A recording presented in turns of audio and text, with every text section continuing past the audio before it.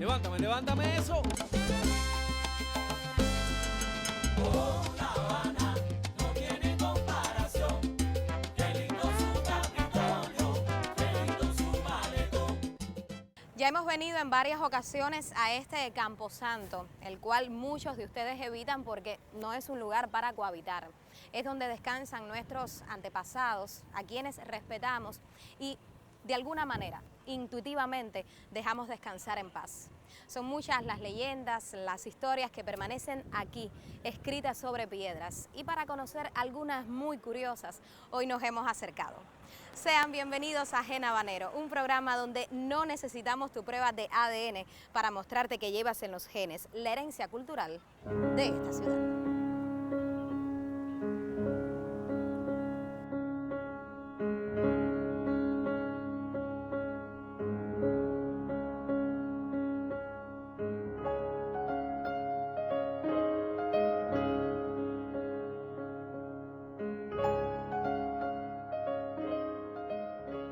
En este Camposanto, declarado Monumento Nacional y considerado por muchos especialistas como el tercero más importante del mundo, se encuentran dos pirámides. Una de ellas es el Camposanto del arquitecto cubano José F. Mata. Como pueden ver, es 60 veces más pequeña que una pirámide egipcia.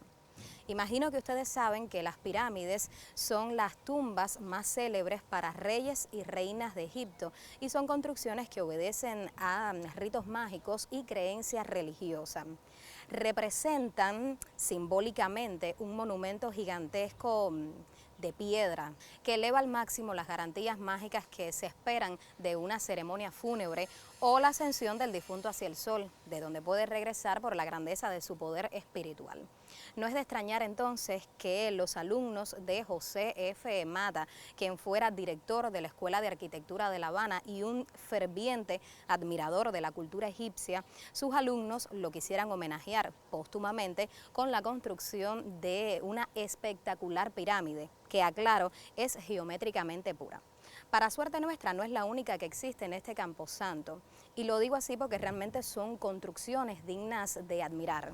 Hay otra que podría considerarse una pirámide trunca, y estoy hablando del conjunto arquitectónico y escultórico de la familia Falla Bonet, en una muestra de la admiración que sentían nuestros antepasados por una cultura que ha inspirado a la humanidad.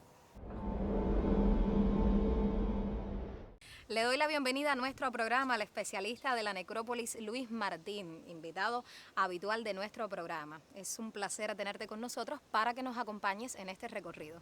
Muchas gracias, Grete, por invitarme. No, siempre es un placer. Bueno, primero quisiera que nos aclararas algunas dudas, sobre todo en cuanto a los materiales que se utilizaron en la construcción de ambas pirámides. Bueno, el tema de las pirámides en el cementerio es interesante porque arquitectónicamente llama mucho la atención. En la pirámide de José Mata, por ejemplo, se le atribuye su construcción a los estudiantes de la Escuela de Arquitectura, que al parecer tuvieron una estrecha relación con el director del Colegio de Arquitectura de La Habana, con José Mata, y como se decía que este era admirador de la cultura egipcia, pues entonces para rendirle homenaje, pues le construyeron una pirámide como tumba. Para eso utilizaron la piedra de capellanía, una piedra cubana, y hace que luzca de esta manera bastante parecida al original, lo que pasa que con ese detalle de 60 veces menor. La otra pirámide, la pirámide de Falla Bonet, es también una pirámide especial. Se le atribuye su construcción a Mariano Benlliure, que realmente fue un escultor, pero que debe haber diseñado todo el conjunto arquitectónico y escultórico de la pirámide. Mariano Benlliure, uno de los grandes maestros y de los últimos maestros del realismo español, y que fue de los más famosos escultores de finales del siglo XIX y principios del siglo XX en España. El material que utilizó fundamentalmente, porque ahí se combinan varios materiales, el granito gris para la base de todo lo que sería la columna, el bronce para la fundición de las esculturas y de la puerta principal, y el mármol blanco para las dos estatuas que están custodiando la entrada de la pirámide que pertenece a los Falla Bonet. Son muy visitadas las pirámides. Son muy visitadas y llaman mucho la atención. Claro. Continuamos en Gen Habanero.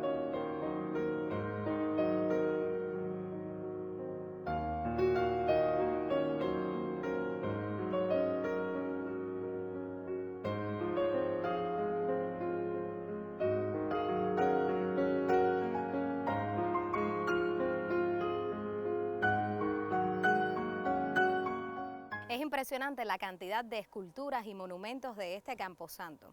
Tanto es así que incluso podemos encontrar un monumento arquitectónico semejante a una fortaleza medieval. Y es esta, la capilla del Conde de Rivero. Como pueden ver, tiene al frente una escultura de un caballero cruzado con toda su armadura. Pero sigamos caminando para mostrarles otra obra curiosa, pero en este caso por lo que conmemora.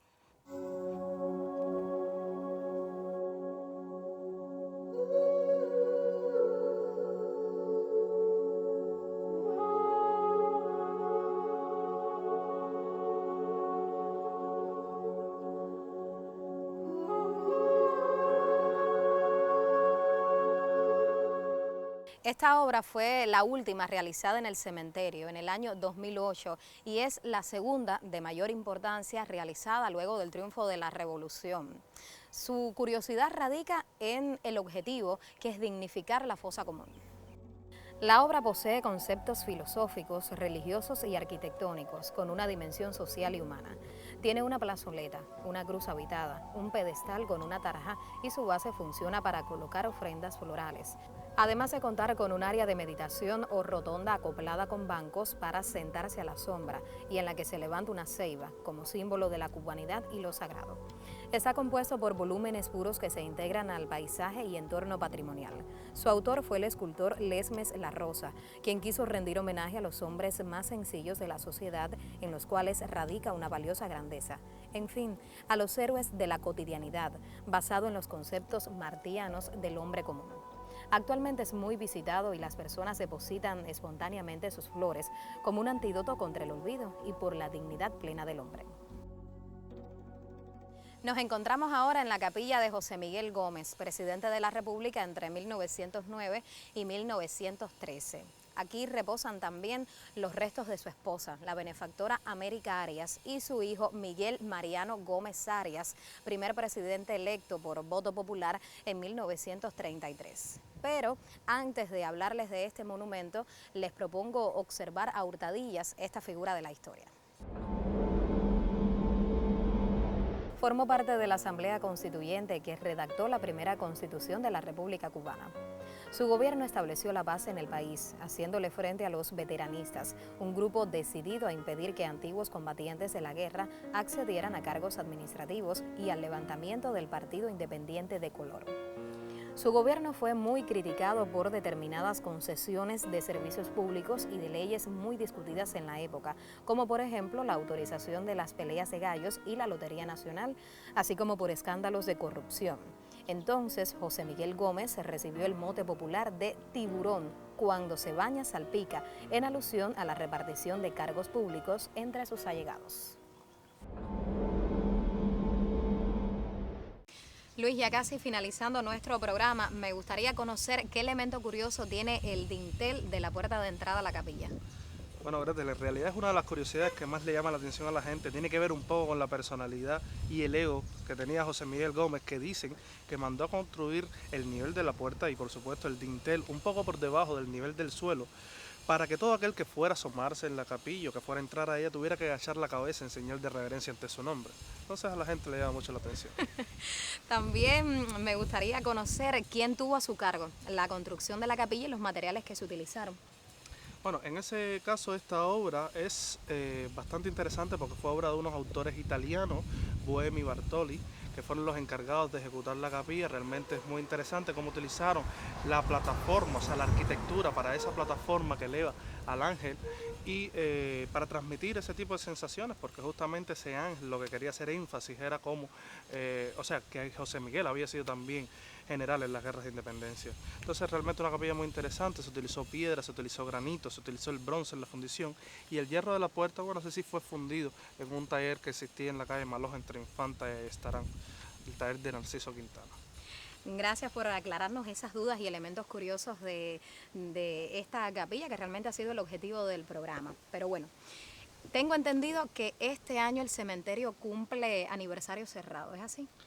Pues sí, así mismo es. Hace apenas un mes, el 30 de octubre de 1871, se conmemoraron los 145 años de la fundación de la Necrópolis Cristóbal Colón, y desde entonces hasta ahora ha tenido un trabajo ininterrumpido, sin descansar apenas un día, y ha ganado en nuevos aportes que representa para la sociedad, incorporando elementos del patrimonio intangible, del patrimonio tangible, convirtiéndose en uno de los puntos de referencia, en uno de los puntos de obligada visita para toda aquella persona que se acerca a La Habana. Y yo agregaría que es uno de los camposantos más importantes del mundo. Así Pues que gracias a ustedes por la labor que realizan y para mantenerlo así para las nuevas generaciones. No, muchas gracias a ustedes por venir. Bueno, seguimos en Gen Habanero. Luego de recorrer algunos monumentos curiosos que forman parte del patrimonio de la única necrópolis dedicada a Cristóbal Colón, gran navegante, descubridor de Cuba y otros destinos del continente, nos despedimos. La próxima semana regresa a descubrir Tu Gen Habanero, el programa donde llevas La Habana dentro de ti.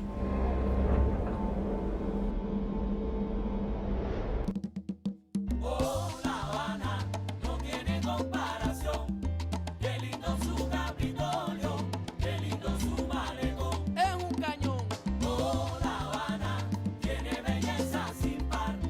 Todo aquel que la visita en ella se quiere quedar. Levántame eso.